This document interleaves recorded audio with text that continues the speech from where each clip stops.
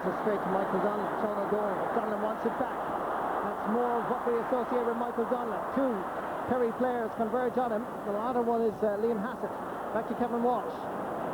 Sean O'Donnell is making a run outside. Uses instead Neil Finnegan. Derek Savage with Mike McCarthy. Was that picked off the ground? Pat McEnany, the referee, says it was.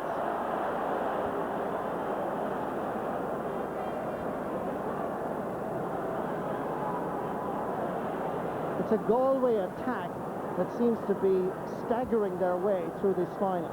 No fluidity. No, not the same fluency that we normally associate with them, but at the same time they're working very hard. They're within 2 points of Kerry, but just that little bit of direction that maybe Porrick Joyce might be able to give isn't going to come if he remains out in the half-forward line. That should be a Galway ball. And John Divillis. Another free for Galway.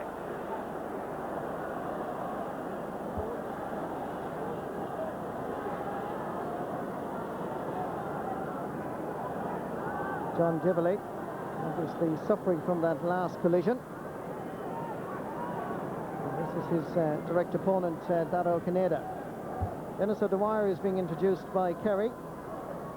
And obviously, Dennis played in the semi-final against Armagh, lost out to Liam Hassett. And it looks like Noel Kennelly is the player that's departing.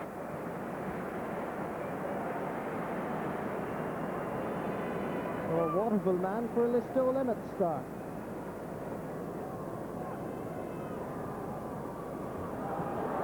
John Donlan hits it with great power, and that is over the bar. Well, he came on as a substitute against Sligo and also scored. Older brother of Michael reduces Kerry's advantage to just 1 point again. Yes, indeed, he has very little speed, but he's a super kicker of the ball off either foot. And in that case there, you see the ball off the right foot from about 50 yards, straight over the bar.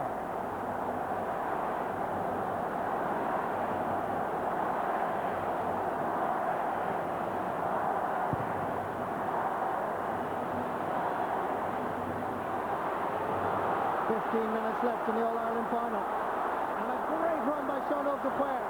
The first time he's gotten a break to make this sort of surging run. And just as he was about to be challenged, he kicked the ball straight into Declan O'Keefe.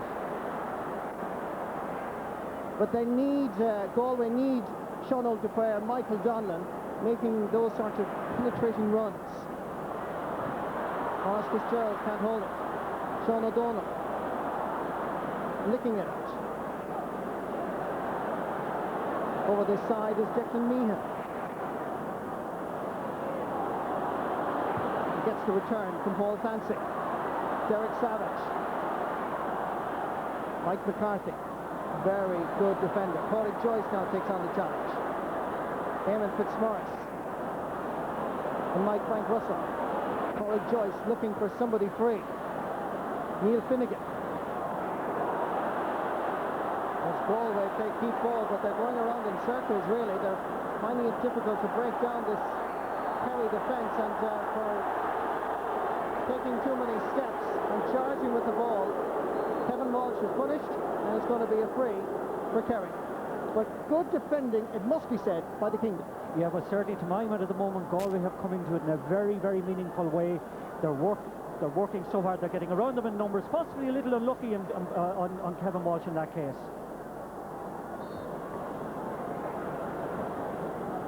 Eamon Fitzmaurice feeds Thomas O'Shea.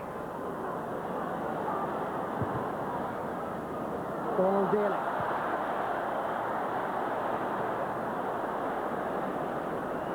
Gary Fahy is back there.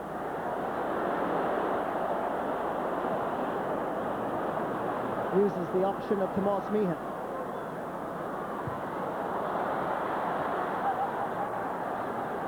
Dennis Dwyer gets his first touch. That O'Shea. Plenty of Kerry players available. Back to O'Shea once more. Dado Caneda manages to almost stay inside the playing arena. Gary Fahy challenge was illegal and is also going to be shown a yellow card.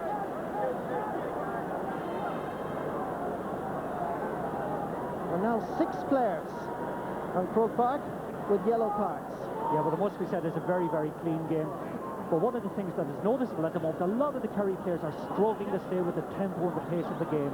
The movement up front has stopped, the winning of the ball around the middle of the field has stopped, and Galway certainly seem to have it with them at the moment to actually draw level with Kerry. Morris Fitzgerald. Just a few metres into the sideline. And that goes wide. Kerry's 8th wide of the match.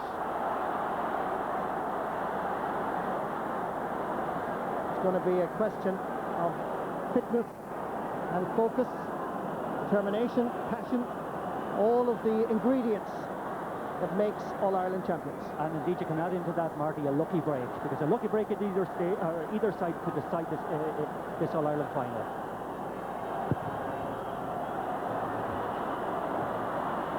Great catch by Aidan McGarrett. Donald Daly made himself immediately available. Outside him, Liam Hassett working tirelessly. Nice flick back to Donald Daly. Lovely skill by the Killorglin man. Galway have it once more. Declan Meehan looks at the options out the left wing, but there's nobody there. He has to go down here in front of us. Mike McCarthy again battling with Derek Savage. Nice footwork, and Galway have control here. Thought about giving it to Declan Meehan. I think he was lucky. Sean O'Donnell. Neil Finnegan. John Donlan waits for the high ball in around the house. And here comes the delivery. And John Donlan almost has it. Brother Michael is there with him as well. Derek Savage wants it in the middle. Donlan turns and floats it to the right and wide. The option there was definitely Derek Savage. Oh yeah, there was a definite score on there, but an awful lot of the Kerry players at the moment look weary. They're simply hanging on. Galway, if they got a score, could go on to win this game.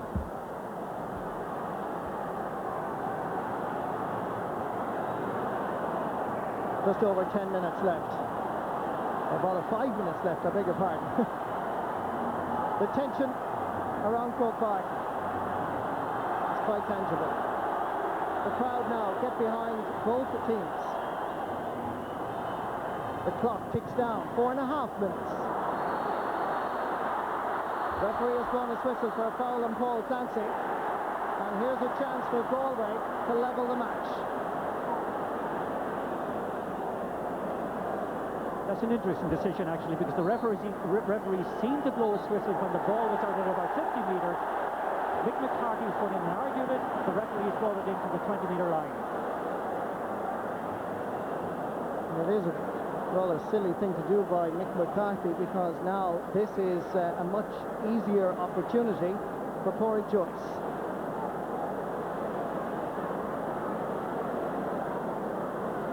This is the first and only time, if Pádraig Joyce puts this over the bar, that the sides have been level. Joyce hits it over the bar. It's been a long journey for Galway. They have struggled right through this All-Ireland final, but their sheer determination and passion. Look at Pádraig Joyce. They really want to win it. And all of Croke Park is now a sea of maroon and white. Indeed, they seem to have the greater belief at the moment than Kerry. They seem to have the greater energy than Kerry, and it's anybody's game. 3 minutes left. Here comes Michael Donlan. Kerry well aware of the danger that this man can create. He gets away for the first time, and Declan O'Keefe easily gathers. Mike Hassett. Brought down by John Donlan. I'm sure there's going to be a free for Kerry. Galway and Kerry served up a real ding-dong contest, but all the celebrations will be on hold for another day. Highlights and analysis of the All-Ireland final coming up.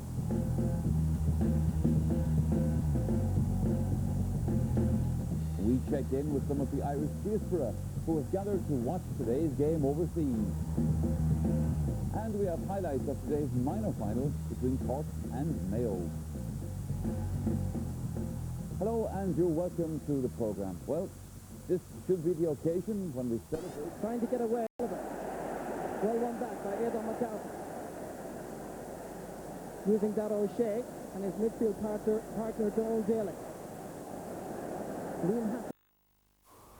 The clock ticks down, 4.5 minutes.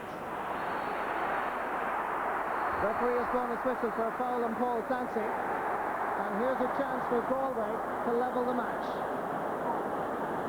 Look at Cork Joyce. They really want to win it. And all of Croke Park is now a sea of maroon and white. Indeed, they seem to have the greater belief at the moment than Kerry. They seem to have the greater energy than Kerry, and it's anybody's game. 3 minutes left. Here comes Michael Donlan. Kerry well aware of the danger that this man can create. He gets away for the first time, and Declan O'Keefe easily gathers. Mike Hassett. Brought down by John Donlan. I'm sure there's going to be a free for Kerry. And the referee still blows his whistle as I don't think even Porrick Joyce could hear him, but eventually he gains an extra few metres. So the free is for Mike Hassett and for Kerry. John O'Mahony checks his watch. Just over 2.5 minutes left in this All-Ireland final in terms of actual playing time. There've been no major injuries, no major delays. Are we heading for a draw in the All-Ireland football final? Sean Oak the player.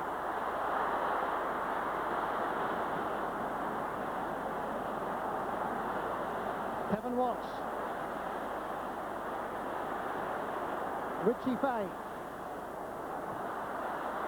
Derek Savage. And it's a free for Galway. Paul Clancy gives it in towards Derek Savage. Mike McCarthy trying to stop him from having a shot. Savage holds possession. Here comes Porrick Joyce on the overlap. Savage sends it in, and Declan O'Keefe saves at the near post. And Porrick Joyce is raging because Porrick Joyce is in a much better position that time to be given the return pass. Kerry struggling at this moment to hold on.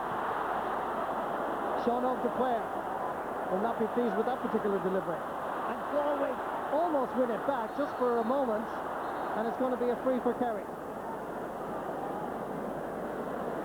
It is some comeback by Galway. Look at those faces. They can hardly look. They can hardly watch the final moments of this All-Ireland final. Can Kerry go forward for one late score? John Divilly, heavily challenged and fouled by Maurice Fitzgerald. And it's a free for Galway. 69.5 minutes played. 30 seconds left in the All-Ireland final. This is the incident again. As Divilly went down on the ball, Fitzgerald arrived late, and undoubtedly a free for Galway. So many of the players look exhausted out there, but in particular the Kerry lads just seem to have run themselves out of oxygen completely. Remember, the tribesmen from the province of Connacht were at one stage down by 7 points. 70 minutes have been played in the All-Ireland final. Is there a match winner in Croke Park on this day? Once again, it's Liam Hassett, working tirelessly. Daro Canada. It's a heartbreak for either team to lose now, but there's a chance here as this is going to the left and wide. Well, indeed. People can hardly watch what's happening. Dennis Dwyer had the chance, and the referee has blown the full-time whistle. And Kerry and Galway have drawn the All-Ireland football final. Amazing. So many experts said before the game, this could well end all level. And that's exactly the way it has happened. Absolutely amazing. The full-time score in Croke Park. Kerry, 14 points. Galway 14 points. And there's a lot you can say. Mentally very, very drained. It's a very strange feeling drawing an Ireland final. You expect to be either at the lowest of the low or the highest of the high. One thing we didn't expect is the draw for some reason, and it's going to be hard to mentally, I think, get it up again for the next day. Kerry won the start. Galway almost won the end. 3 chances that might have pulled it out. You know, Derek, you were in the middle of them. Tell us about it. Yeah, I think John Donlan had one, Mike had one, Sean DePuer had one, and I had one. That's 4 chances we had to win it. Tell us about yours. To be honest, the legs were a small bit gone. I got up and won a free about 50 yards out from our own goal, and Paul Clancy gave me a great ball over the top.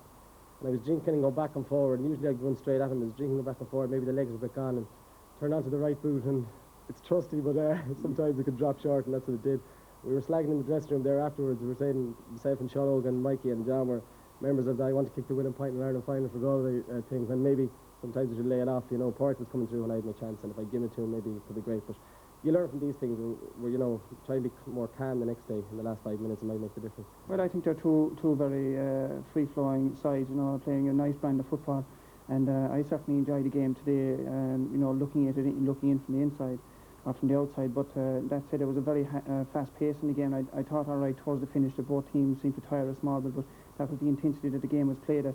But I'm sure both teams, you know, will go away and have a look at it and reassess the situation and come back again in 2 weeks' time. And you know, it's another day out. It's a great day for football. You know, both sides will be looking forward to it, I'm sure. First time for this Galway team to meet Kerry in a championship, Tomas. Just how good are they?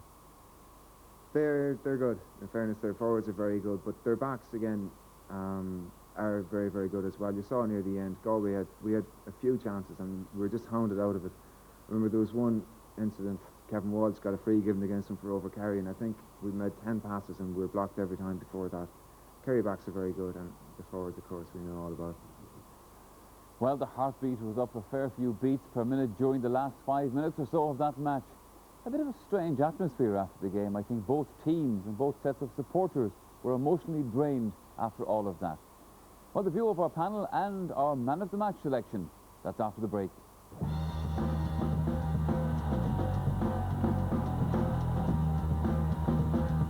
Again to the programme. Saturday week, October 7th, is the date for the replay. The players of Galway and Kerry are relaxing with a few beers tonight, I'm sure. Then it's back to 100% focus again during the week on winning the championship. John Mahan, Tommy Lyons and Tony Davis are here with me in studio. John, just picking up on something that Derek Savage said there, in terms of the match and in terms of the way it sort of unfolded sort of for Galway, would you go along with that? Yeah, like, I mean, nobody would have anticipated a draw. That's within both camps. But I know Tommy Lyons here had won money again on yet another draw. But, you know, Kerry played champagne football from the off. Like, got into a terrific start, 8 points to 1 up after 20-something minutes. And Galway, like, being beaten in every sector of the field. And I'm sure a lot of Galway people felt like going home with 10 minutes to go in the first half. But they showed terrific resilience, great character, a couple of very astute changes. Like, I mean, obviously the introduction of big Kevin Walsh had made the field for Joe Bergen, who didn't have a good game today. Kevin Walsh was largely instrumental in getting the Galway thing back on the rails again. Also the movement of Porrick Joyce to centre half forward. We didn't have that wonderful clash that everybody was talking about between Seamus Moynihan and Joyce, but Joyce, Porrick Joyce, that is, had a wonderful game at centre half forward. Now, by doing so, they were probably robbing their inside forward line a little bit of scoring potential, but he had a fantastic game, and you know, it was a wonderful game, terrific excitement, go down to the wire in the last 4 or 5 minutes. And actually, I think looking at it now, Galway probably be kicking themselves because they had 3 or 4 chances to win the game, particularly Derek Savage's last opportunity there where Porrick Joyce was on his shoulder, probably should have popped it. Galway would be All-Ireland champions. Yeah. Some of the errors that Kerry made is something that you're focusing on here, John. Yeah, without doubt. Like, I mean, Kerry, as I said, started off wonderfully well, playing terrific football. Everybody wanted to get on the ball. Half-back line all over the place, winning ball in every sector of the field. But here we see Seamus Moynihan, after a terrific rob, pops it off to the corner back, who gives away, drops the ball. I think the concentration levels had dropped at that stage, and their discipline had dropped at that stage. Here we see another example, pulling and dragging, and giving a silly foul away there to Porrick Joyce. Now, Galway only scored 6 points from play today. 8 of the points came from free kicks. And here we see the Kerry defence giving away needless fouls, and that's certainly an area of the game where they've got to improve on the next day. John was saying, Tommy, that Galway might be kicking themselves if they didn't win the match. Perhaps that's the case, but surely Kerry must be kicking themselves as well. I mean, to get a 7-point start in an All-Ireland final, you should be able to hold on from there.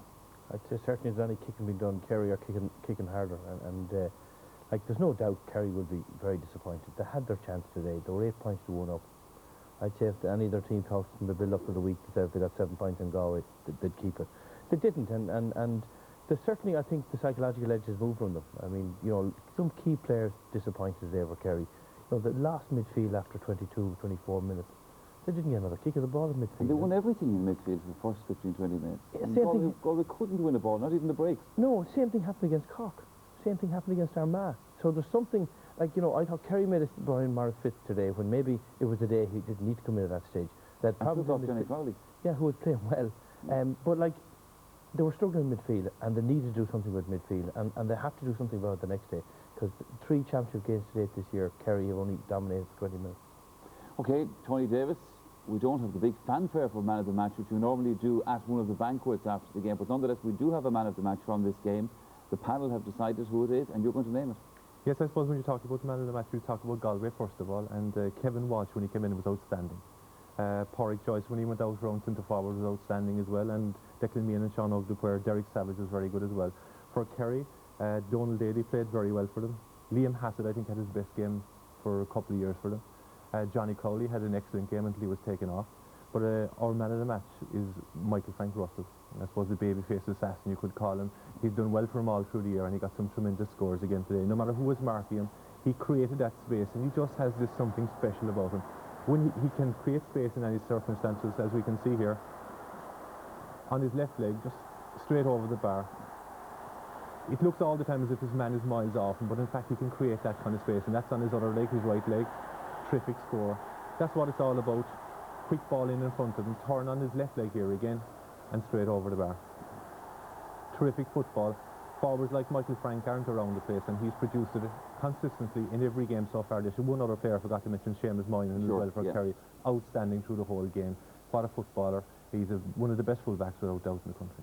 OK, well, there's no doubt about it that Mike Frank, this year at the age of 22, has really come into his own. Let's broaden the discussion, Tommy Lyons, and look at the replay now in a fortnight's time. One aspect of it, changes are made by the two managers, by Paddy and by John O'Mahony. Compare the two in terms of how it affected the trend of the play.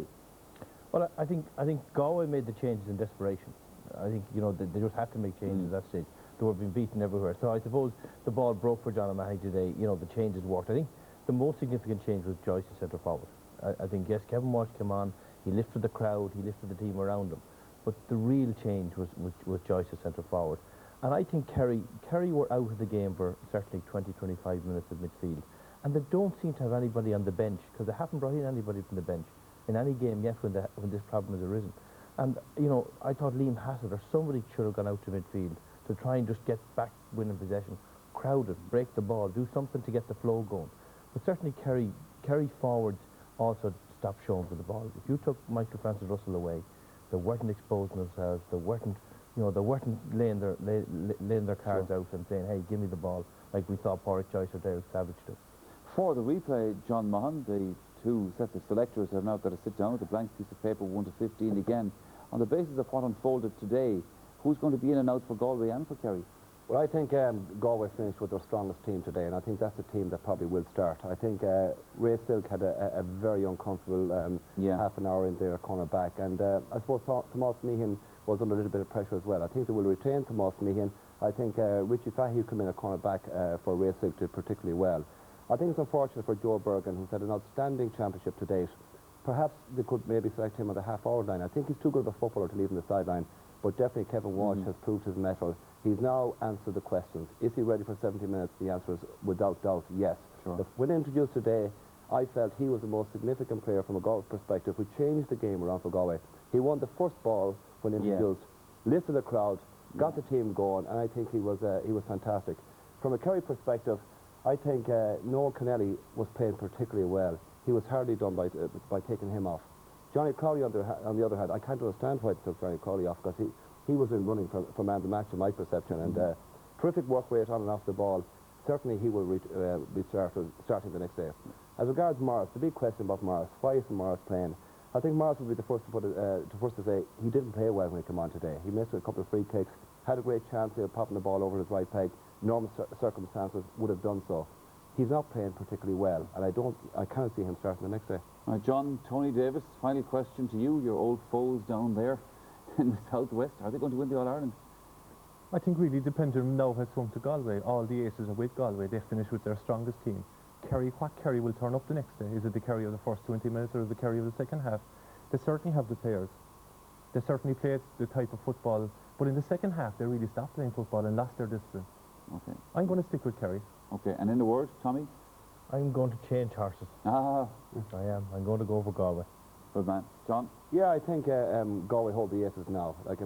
Psychologically, Kerry have a lot of questions to answer for themselves, and to come into this game, I think they were the favourites today. What the bookies were, I think Galway are the favourites now, and certainly I can see it coming back to the West again.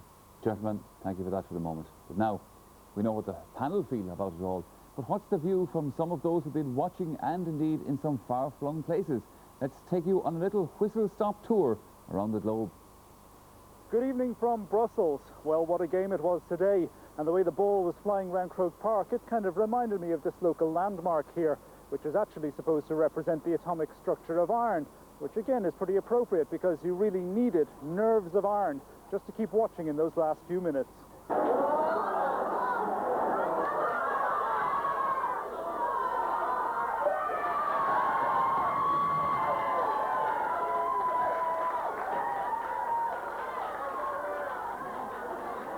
I thought Kerry should have finished them off, but Galway showed great heart, and they came back very well. It's a great game. I mean, Galway came back from the dead. I mean, I must say, I'm a Kerry supporter. I'm a Dub, but my mother's from Kerry. Hello, Mum, if you're looking in. But Galway fought back well, and they deserved the draw, and another day, another chance. We had an 8-point lead, and we let it go, so... You know, the next day, we're going to win. Mars Fitz is on the next day, 70 minutes. Yeah, that's what I'm for as well. So listen out, Kerry people, put them on. I'm delighted to be back for another day. It looked desperate for a while, but it was great. The last 20 minutes was so exciting. I think that Kerry will be not so happy because, generally speaking, they were the better side. And Galway are going to win next time. Good game. I think Kerry should have won, but then again, I'm a Kerry man, so I would think that anyway. But we live to fight another day. And the Brussels crowd swore they'd be back in the Wild Geese for the replay. Well, as you can see, it's a dreary, miserable day here in London. We're here in the West End, outside Waxy O'Connor's, one of the most famous Irish venues. Hard to believe, you know, that 1 in 10 people here in London are from Ireland. Most of them are ensconced in there, inside Waxy's, waiting for the big match. Let's go and join them. Galway will win today. Oh, why do you say that now? I think Pádraig Joyce and Michael Donlan, the two best men on the field today, and they'll win it for Galway. Yeah, I'm a big Kerry fan. Yeah. My brother's going to the match today, and I'm hoping for the right results. I think good chance. I think they're the better team. They just have to produce on the day, and I think they will. Do you think it's going to be a close match? I'd say so. I'd say Kerry will win, though. Oh, Galway, definitely. Are you a big fan? Oh, yeah, for sure, yeah. You're a Dub yourself. Who are you supporting in the match? I think I'll go for Galway. So my boss is from Galway, so we've got to support them.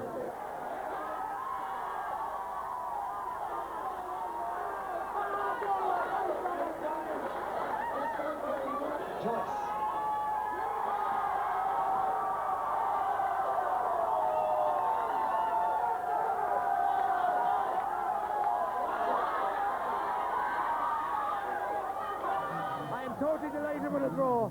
I cannot ask for anything better tonight. Kerry played very well, Galway done very well to come back and get a draw, and we'll have them the next day. I have to applaud Galway. They were just fantastic. They really were. They really had my heart going there, but I'm glad the way it turns out, and we'll have to see it for another day now, and look forward to be back here again in 2 weeks' time. Up the kingdom! It's just after 10 o'clock on a Sunday morning, and all is quiet in the New York borough of Queens. That is unless you decide to drop in for an early pint at this neighborhood bar. The Breffni may be a long way from the kingdom, but on any given Sunday, it's a shrine to Kerry football. It's a good football support bar, you know.